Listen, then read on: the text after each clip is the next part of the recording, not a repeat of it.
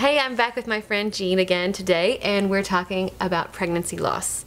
And I really appreciate you being on the show because I've loved sharing with each other, and I really think women can help empower women in every situation. When I found out I was pregnant, I told my closest family and friends. And then when I found out things might go south, those same family and friends were there for me, praying for me through the CVS and the fetal echo and all of the extra tests I had to go through.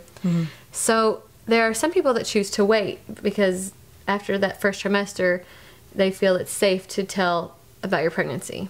I think when my husband and I first found out that we were expecting, we told our our parents and our siblings, but we didn't really tell friends or anything. I think there's kind of like a superstition that you want to wait till you get through the first trimester, and it is true that most miscarriages happen in the first trimester, but there's losses all throughout pregnancy. People go into early labor. People experience stillbirth late in pregnancy, and that's when you're getting very close to the due date. Right. And I think that especially because the world has visibly seen that you are pregnant, and that's really hard to deal with too.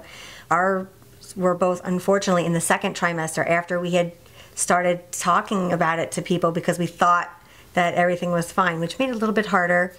Although I think the people that did know, everyone was sympathetic and really caring. But I think sometimes when it's really early on in the pregnancy, and if you haven't told a lot of people and you have a loss, that's when it's really hard because, people might say, why is this person so sad? And they didn't know that you had a loss. They didn't have the backstory. No, and if you say, oh, well, I just experienced a loss, that's the people who especially don't know what to say. Yeah. But that's where I think some of the online support groups are especially helpful so that you know that losses happen at every stage of pregnancy, and somebody out there has had your experience or something very similar to it, and you can have some kind of connection and get some support. Pregnancy is no easy thing. You're not necessarily going to be prepared for it. You might be a little bit more prepared for it, knowing that something could happen.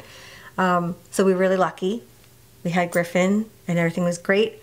So onto our plan, we wanted 2 kids, tried again, and it didn't work the second time.